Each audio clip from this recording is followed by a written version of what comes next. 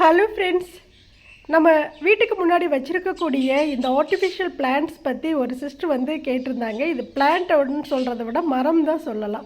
இது எப்படி தயார் பண்ணீங்க அப்படின்னு சொல்லி கமெண்ட்ஸில் கேட்டிருந்தாங்க. நான் ஏற்கனவே இது தயார் பண்ண வீடியோலாம் கொடுத்துருக்கேன், நீங்கள் பாருங்கன்னு சொன்னேன். ஆனால் அவங்க செக் பண்ண முடியல. நீங்கள் ஷார்ட்ஸாக ஒரு வீடியோ கொடுங்க சிஸ்டர்னு கேட்டிருந்தாங்க. அவங்களுக்காக தான் இந்த வீடியோ.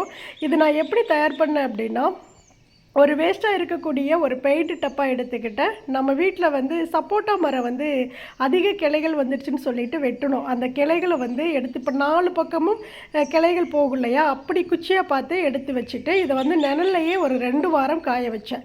வெயிலில் காய வைக்கக்கூடாது, நிழலில் காய வச்சோம் அப்படின்னா அதோட கிளைகள் வந்து நல்லா உறுதியாக இருக்கும். அதனால் நிழல்லையே காய வச்சேன்.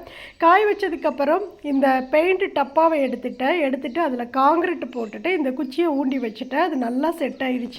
இந்த பூக்கள் எல்லாம் பார்த்தீங்க அப்படின்னா மீஷோலையே கிடைக்குது. இது ஒரு பேட்ச் 198 ரூபாய் அந்த ரேஞ்சுக்குள்ளே தான் வரும். 6 கொத்து பூ இருக்கும்.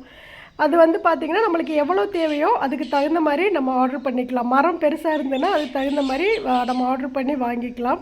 எல்லா கலர்ஸ்லேயும் இருக்குது. நான் வந்து pink colour and yellow colour 2 கலர்லேயும் வாங்கி 2 மரம் வந்து ரெடி பண்ணி, ஒன்று வந்து வீட்டுக்கு முன்னாடி நிலைவாசலுக்கு பக்கத்தில் வச்சுருக்கேன். இந்த மரம் வந்து இங்கே முன்னாடி கேட்டுக்கு முன்னாடி வச்சுருக்கேன்.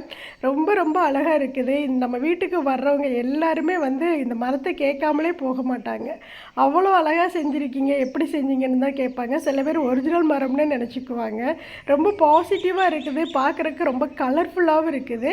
இப்படி தான் நான் செஞ்சேன். இந்த பூக்களை என்ன பண்ணேன் அப்படின்னா, ஒவ்வொரு கிளைகள்லையும் வச்சு அந்த ஒவ்வொரு பூவாக எடுத்து நூலை வச்சு கட்டி விட்டுட்டேன். நல்ல க்ரீன் கலர் நூல் எடுத்து அதில் கட்டி விட்டுட்டேன். நம்ம வந்து நல்ல கேப் இல்லாமல் இடம் வந்து நிறைய தெரியாத அளவுக்கு நல்ல நெருக்கமாக வந்து கட்டி விட்டோம் அப்படின்னா நல்ல உண்மையான ஒரு மரம் மாதிரியே இருக்கும். பூக்கள் வந்து அடர்த்தியாக இருக்கும்போது பார்க்குறக்கும் ரொம்ப அழகாக இருக்கும். அங்கங்கே கலக்க கட்டணும் அப்படின்னா அது அவ்வளோவா வந்து பார்க்குறக்கு நல்லா இல்லை. ஃபஸ்ட்டு வந்து ஒரு பேட்ச் தான் வாங்கி கட்டி விட்டுருந்தேன் அந்த பிங்க் கலரில். அது கொஞ்சம் இடம் வந்து அதிகமாக வந்து இருந்த மாதிரி இருந்தது. அதுக்கப்புறம் மறுபடியும் ஒரு பேட்ச் ஆர்டர் போட்டு மறுபடியும் கட்டி விட்டுருக்கேன். இப்போ ஒரு மரத்துக்கு 2 பேட்ச் போட்டு கட்டி விட்டுருக்கிறேன். ரொம்ப அழகாக இருக்குது, ரொம்ப கலர்ஃபுல்லாக இருக்குது. வாசலுக்கு முன்னாடி ரொம்ப பாசிட்டிவிட்டியாகவும் இருக்குது. இப்படி தான் இந்த மரம் நான் வந்து ரெடி பண்ணினேன். உங்களுக்கு வேணும் அப்படின்னா நீங்களும் உங்களுடைய வீட்டில் வந்து ரெடி பண்ணி வச்சுக்கோங்க.